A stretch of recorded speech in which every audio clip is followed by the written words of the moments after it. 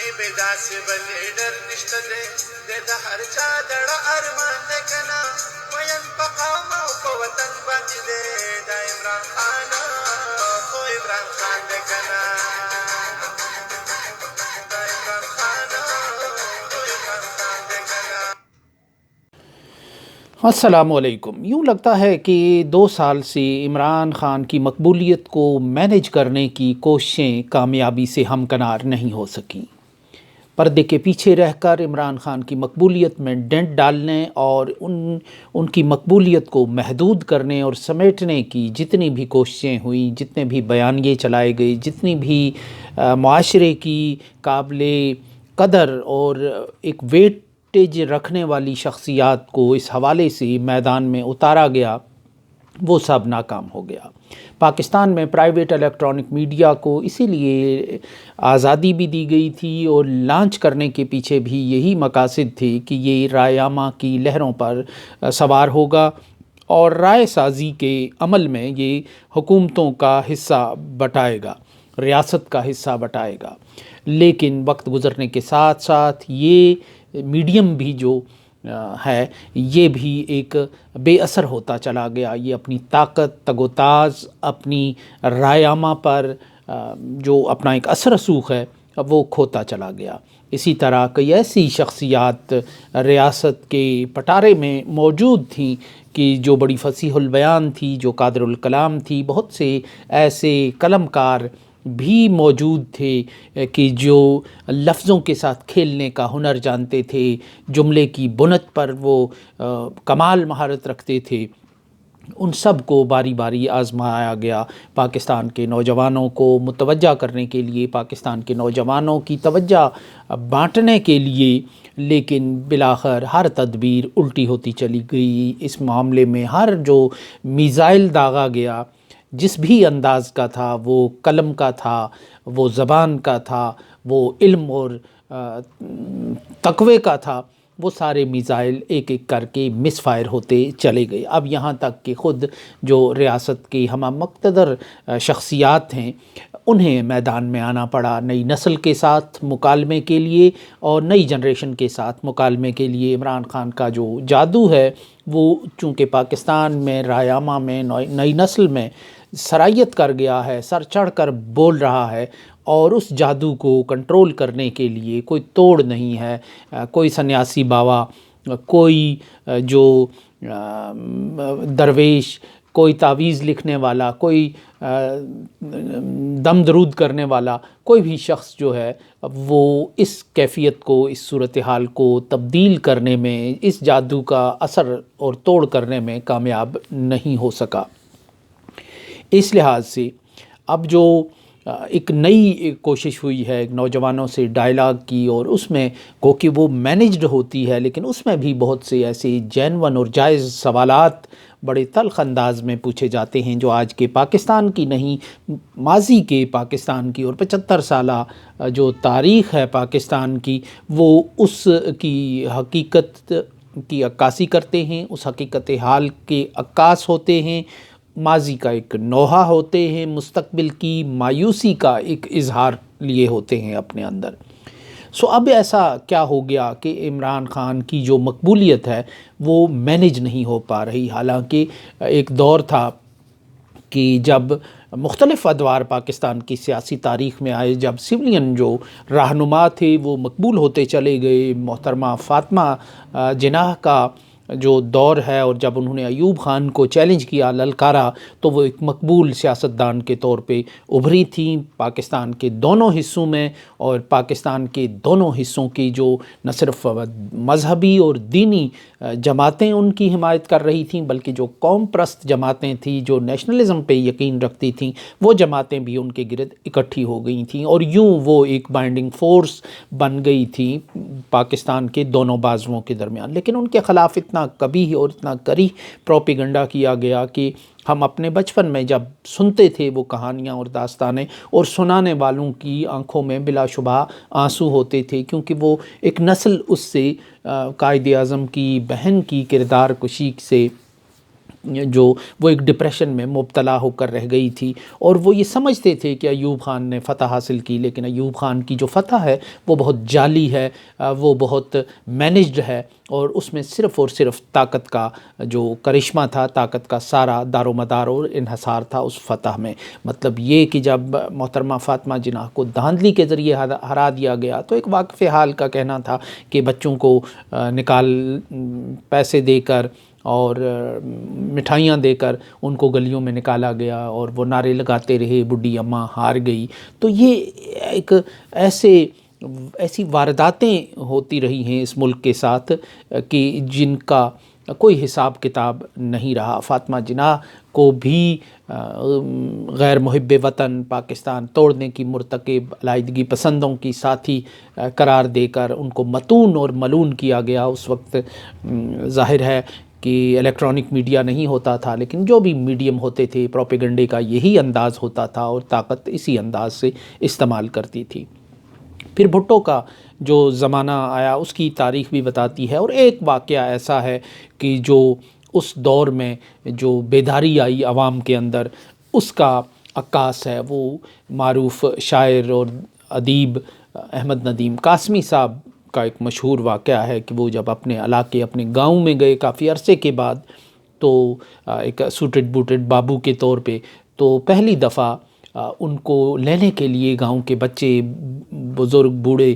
Railway station پہ نہیں آئے یا بس سٹینڈ پہ نہیں آئے، اور وہ بہت دیر تک انتظار کرتے رہے اپنا بریف کیس لے کے، لیکن کوئی بھی اس بریف کیس کو تھامنے نہیں آیا۔ حالانکہ اس سے پہلے جب بھی وہ وہاں اترتے تھے تو دور دور سے لوگ دوڑے ہوئے آتے تھے کہ صاحب آ گئے، اور ان کا بریف کیس لیتے تھے، ان کو ایک جلوس کی شکل میں اپنے گاؤں کے گھر تک پہنچاتے تھے۔ تو اس تبدیلی کی وجہ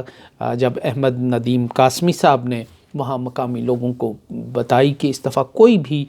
میرے آگے نہیں آیا، میرا کسی نے استقبال نہیں کیا، تو لوگوں نے کہا کہ یہاں ذوالفقار علی بھٹو پھر گیا ہے، اب لوگ اس طرح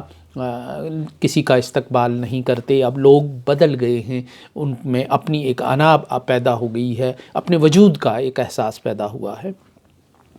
اسی طرح ہم نے دیکھا کہ نواز شریف بھاری مینڈیٹ لے کر آئے جب 90s میں، اور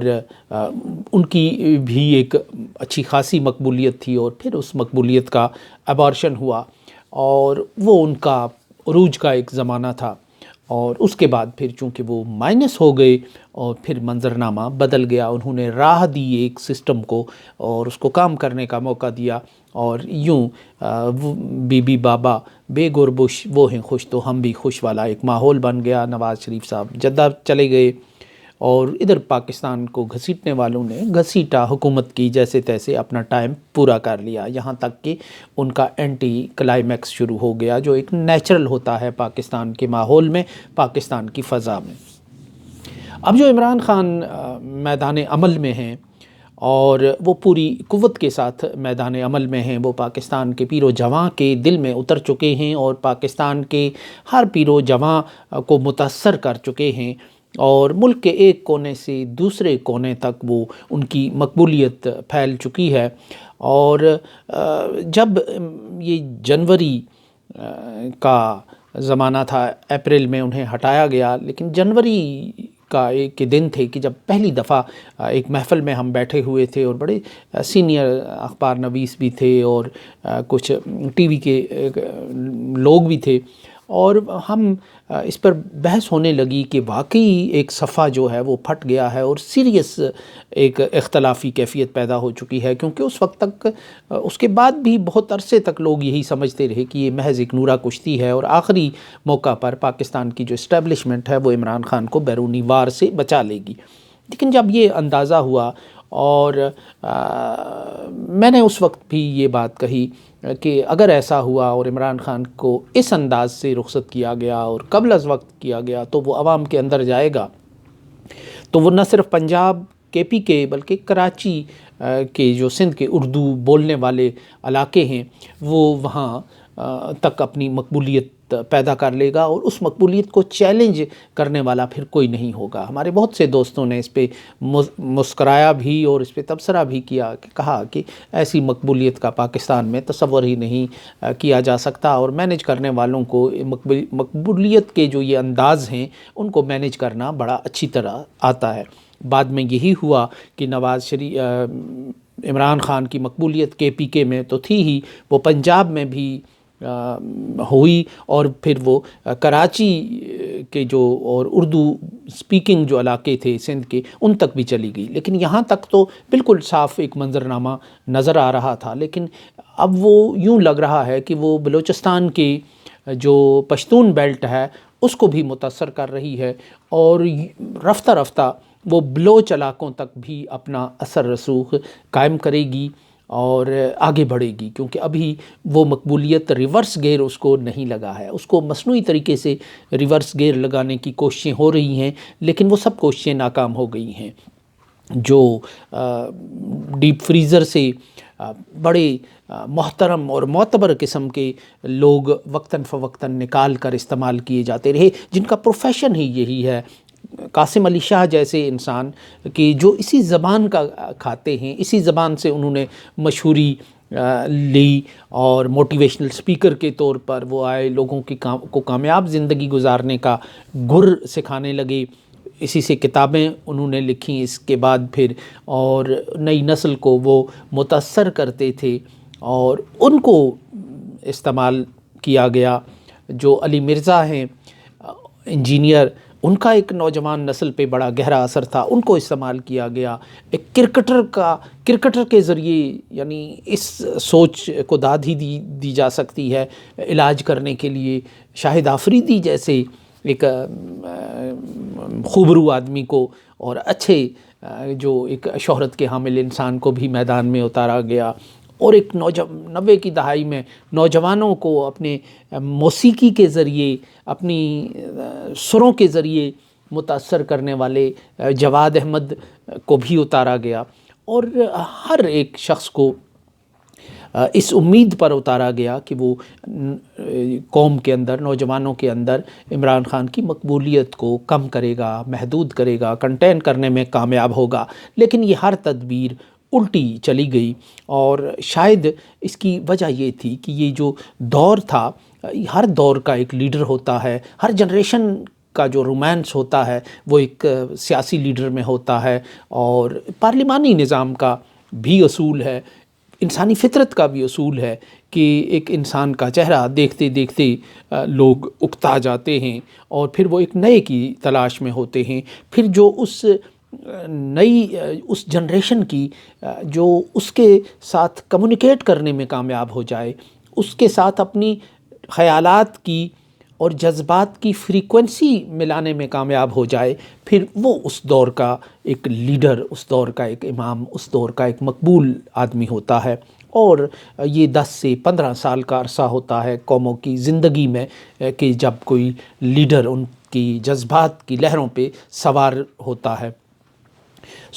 یہ جو دور تھا، یہ جو دور گزر رہا ہے، یہ عمران خان کا دور ہے، اور اس کو اس مصنوعی انداز سے، مصنوعی طریقوں سے، اس کو فتنہ کہہ کر، اس کو انتشار کہہ کر، اس کو بدتمیزی کہہ کر اس دور کو ٹالا نہیں جا سکتا، کیونکہ آج کی جو جنریشن ہے وہ آج کے حالات سے اپنا بیانیہ بناتی ہے۔ اس کے لیے انجینئر علی مرزا کا کوئی قول، کوئی فرمان، کوئی نصیحت کوئی اہمیت نہیں رکھتی۔ اس کے لیے قاسم علی شاہ کا کوئی تجربہ، کوئی کامیاب زندگی گزارنے کا اصول کوئی اہمیت نہیں رکھتا، کیونکہ وہ اپنے گرد و پیش سے، پاکستان کے حالات سے وہ طاقت لیتا ہے، پاکستان کے حالات سے وہ اپنا بیانیہ خود بناتا ہے۔ وہ پاکستان کے کسی ٹی وی اینکر کو دیکھ کر اس کی رائے نہیں بنتی، بلکہ وہ پاکستان کو ڈائریکٹ، وہ اس کے پاس ایسا میکینزم آ گیا ہے کہ وہ پاکستان کے حالات کا خود جائزہ لیتا ہے، تقابلی جائزہ لیتا ہے، اور یوں وہ